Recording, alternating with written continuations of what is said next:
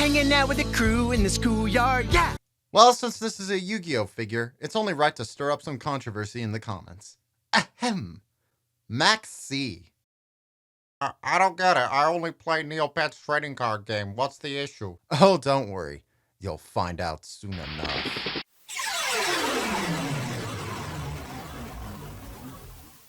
So if you've been subscribed to my channel long enough, but hopefully not too long, where all I did were thrift store videos, poor live streams, and boring snack tasting videos where, dear God, I was a rotund freak. Also, shave. Mr. Enter is not the height of sex appeal. But more likely, you've been subscribed to me long enough to remember when I did Yugioh videos with both highlight videos and proper video reviews. Can you tell? I only made myself a blue Karibo as a mascot. While I don't really do Yu-Gi-Oh videos much these days outside of streams, mostly due to making these videos being a lot less restrictive. I mean, there's only so many times I can joke about how Maxi is bad before I grow a hideous beard. I got quite a bit burnt out on Master Duel itself, but hey, maybe it's about time I got back into playing the game. Yu-Gi-Oh is forever dead. I'm still grateful for the experience though. It's where I got a lot of my longtime viewers, it's where I picked up a lot of editing and scripting skills as well as production scheduling, and it's where my Discord was formed because almost every other Yu-Gi-Oh server I was in had owners that were either racist, transphobic, or just general creeps. And it's interesting to see the perception of Yu-Gi-Oh change in the past few years, as well as prominence. Like, there was a period where you could not find any merch or Yu-Gi-Oh figures outside of the toys that Mattel might have released when the show was on back in the day. Now though, there's plenty of figures, both in chibi form, large-scale form, and even figures of the human characters, including they, them, demon waifu Belle, and god dang Aki. You know, someone once praised me as a less goony toy reviewer than most, and I try to live up to that. But with Aki, I want her to do very bad things to me. But it's genuinely great to see much more figures for Yu-Gi-Oh nowadays, including the subject of today's video, the MonsterArts Flame Wingman. Hey, sorry for the interruption, but have you subscribed yet? Well, why not? Because not everyone who watches this video may be subscribed. I upload new videos weekly alongside other shorts and live streams, so hit subscribe and hit the bell for updates on new videos. Once I hit 7,500 subscribers, I'm planning a big retrospective on Metroplex, so that's something to get excited for. Also, consider becoming a channel member. Your financial support goes into making these videos and would be a massive help. Thank you so much. Now back to the video. To quickly explain MonsterArts, I think it's pretty self-explanatory from the name. It's Bandai's Figuarts range, but for monsters! Super top quality collectible figures for various franchises themed around giant monsters or machines. Godzilla, Gamera, Monster Hunter, and the subject of today's video, Yu-Gi-Oh! Already having figures of the Blue Eyes White Dragon, Red Eyes Black Dragon, and the Dark Spellion. But I'll be honest, I wasn't super interested in those, mostly because, well, those three already get plenty of toys, both high-end, mid-end, and goofy kids toy. But Flame Wingman immediately spoke to me, mostly because it wasn't from the original series, so I can get those elitist superfan points, but it's also a toy for the Yu-Gi-Oh! GX era, and there aren't a lot of those. And that's one of my personal favorite series, so hell yeah, I had to get one. Thank you to the fine lads at Toy Arena.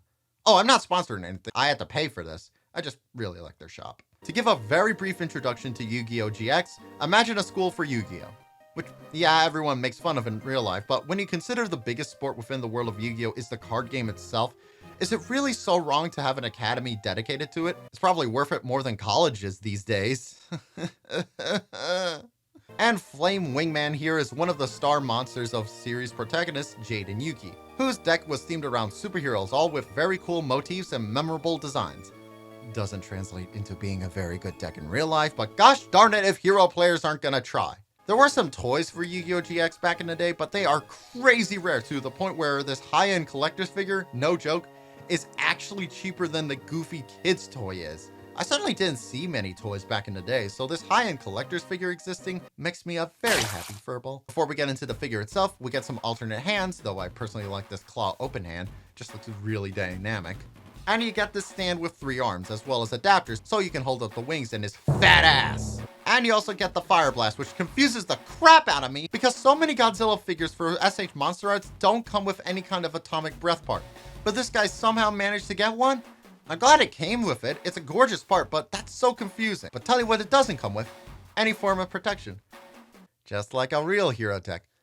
Hello everyone, Bosch Misawa here to explain the joke. Hero decks as a general rule actually don't have any kind of counter protection like regardless, when you get it all set up, this figure is absurdly gorgeous. The hero cards are an archetype often said to have survived due to the aesthetic, and this is a prime example. The giant one-winged angel look, the dragon head arm a la Beast Wars Megatron. And I kind of dig that he has a weird imp-like design with those sharp, shiny claws, big elf ears, and a giant curly head, which naturally is supposed to be a little flame, but it kind of looks like an elf hat. Though, knowing Yu-Gi-Oh, this guy has to be some kind of reference to some tokusatsu or American superhero, or unintentionally copies some obscure indie comic, which results in a card going out of print, which actually friggin' happened, and we only found out about while I was writing this script! And when you look closely at this figure, you can really see the flames wrap around and very cleverly integrate into the design. Like the upper legs blend in so well. You also got this deliciously long tail, which you must handle with care because this thing will tear your hand up, as well as your ass. The tail can also serve as a nice bit of balance to help him stand up, which is really helpful. Not that he can't stand up on his own, but this just helps him out so much and allows him to pull off this pose of the week.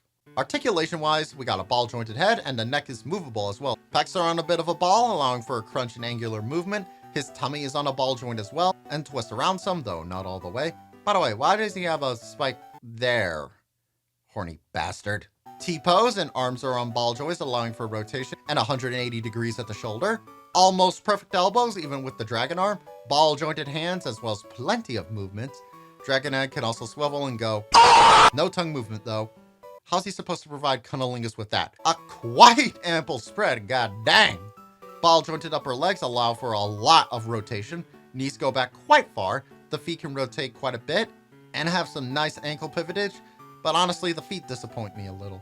They can't really go back that far, and the toes only really go up bizarrely, but not down. I know that sounds weird, but considering he floats in the air, it would have been nice to have it look like his feet were dangling a bit. Just me. I need to stop commenting on feet, otherwise people will think I have a problem. We have enough feet jokes in Yu-Gi-Oh! With Ash Blossom. Wings are at a ball joint and have plenty of movement, and his tail, naturally for SH MonsterArts, has a lot of movement, with a total of 17 different ball joints, and they can hold poses quite well. This figure has absolutely incredible poseability, and with a design this dynamic and energizing, everything meshes together triumphant in an absolutely majestic display. I'm also glad it avoids a lot of trappings of highly articulated humanoid figures too, where the more articulated they are, they sadly suffer from some obvious balls and joints. But here, they're surprisingly natural looking. Something I will say is that pieces like to pop off, but thankfully with the ball joints they use, they're easy to reattach, which I can't say the same for poor Yugioh, which was an absolute nightmare to film. And if you want a bunch of size comparisons, here he is with Beast Wars Megatron, War for Cybertron Kingdom Megatron, and Masterpiece Megatron. And not gonna lie, this figure has got me hyped because Bandai's next figure for Yu-Gi-Oh! MonsterArts is freaking Stardust Dragon. Now we are talking, yeah! But I will say, can my they-them demon waifu get a MonsterArts figure too? I need some of that they-them thusy. God. But what about you? How do you feel about Flame Wingman and Yu-Gi-Oh! GX in general? Let me know in the comments and please subscribe. I shall end this with a public service announcement. If you are into Magic the Gathering at all, I don't want to hear your opinion on Yu-Gi-Oh! You fuckers are the Gundam fans of tabletop games. Why don't you use some magic to gather some bitches?